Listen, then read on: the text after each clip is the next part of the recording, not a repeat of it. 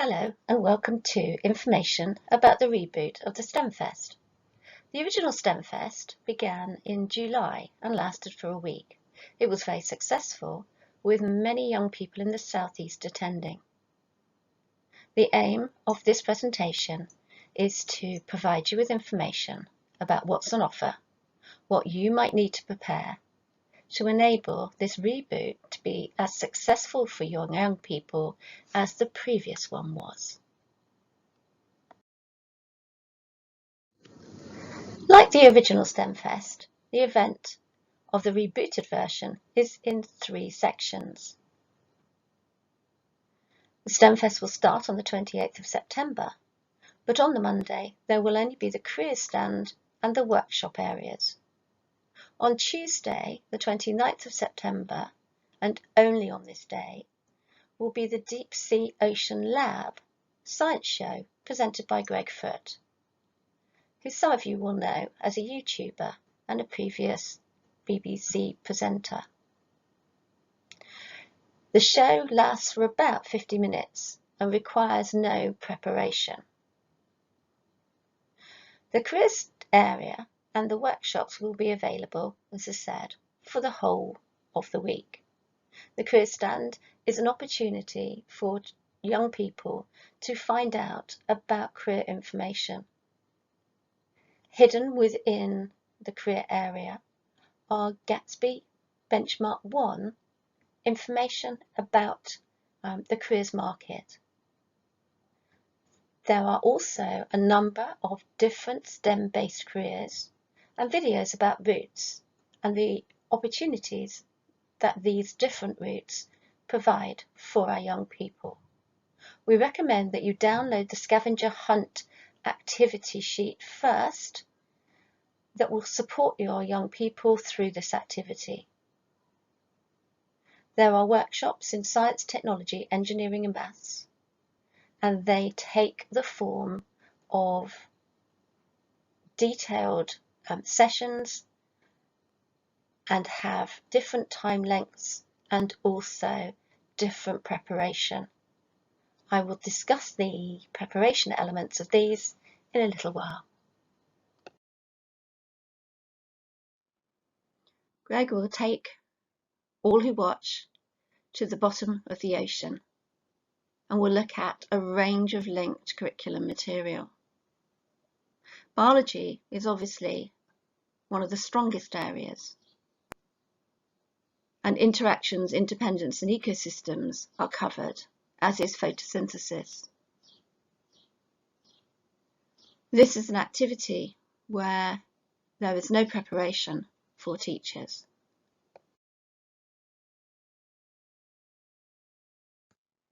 While the show has a very strong biological focus, there are also physics and chemistry aspects to be developed. Pressures and liquids, earth and atmosphere, and light waves are probably some of the ones that you'd have already expected.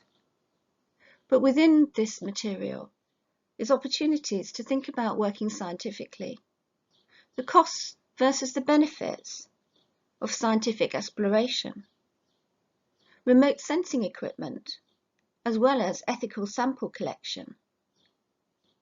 There's a section about data collection and interpreting trends over time.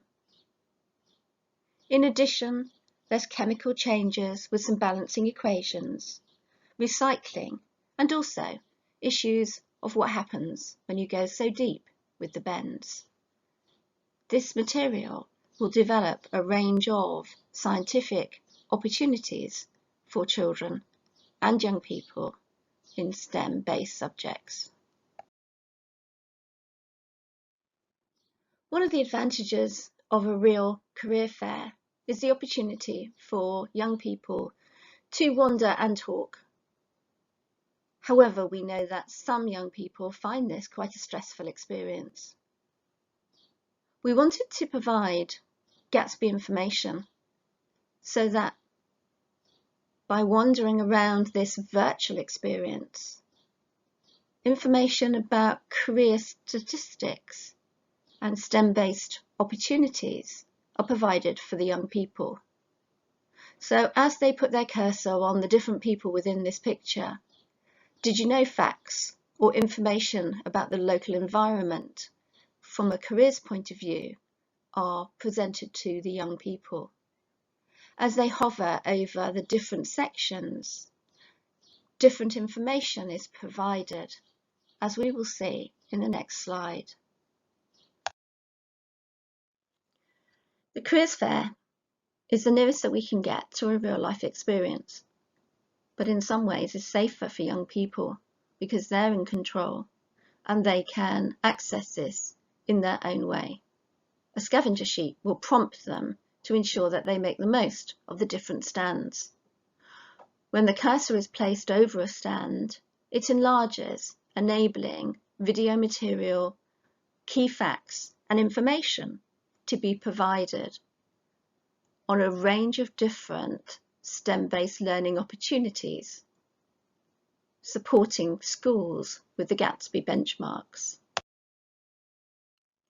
In many careers fairs, there's an opportunity to do an event called What's My Line, where STEM ambassadors sit behind tables with 3 items that they use in their jobs, and the young people get to ask questions to find out what they do.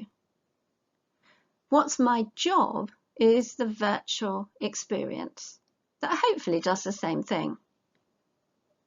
3 STEM ambassadors will have their items and they will enable the young people to make guesses from a range of different options after they've been shown the 3 items.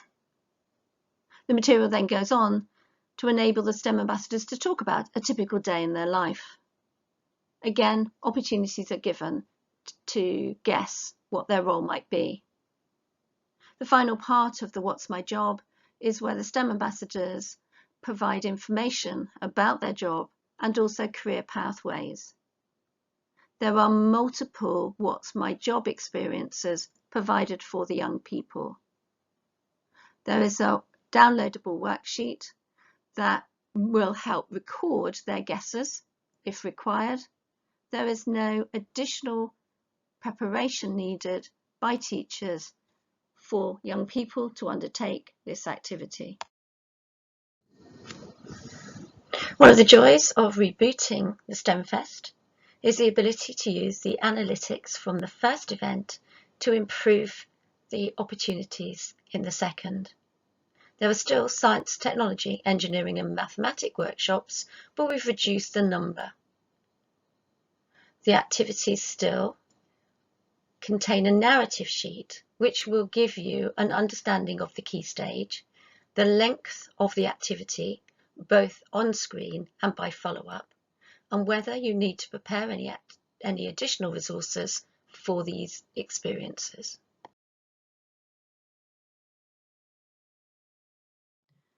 On this page, you can see the engineering and mathematics activities.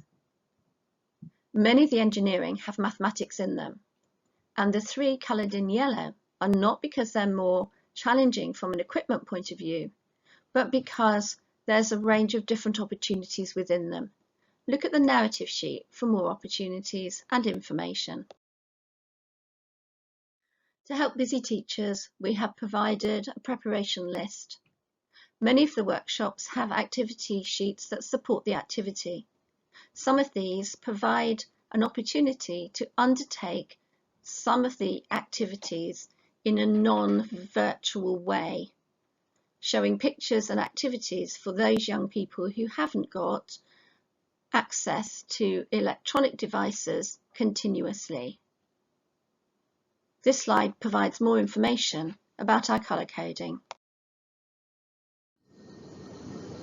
In order to constantly improve what we do, we require opportunities for you to feedback on the type of activities that your young people undertook, the outcomes, and also any improvements for future activities. There's also an opportunity for young people to submit examples of their work to askanambassador.ac.uk.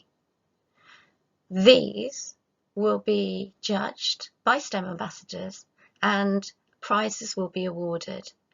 Any submissions will receive a certificate.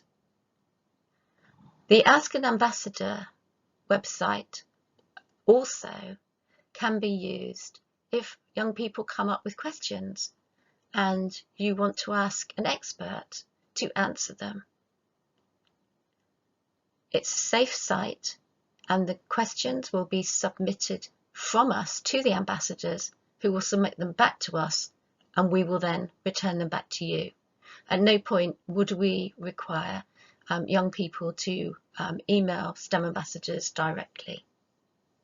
We do hope that you will give us some feedback in order for us to make sure that the next activities that we do are even more enjoyable for your young people. Thank you very much for listening.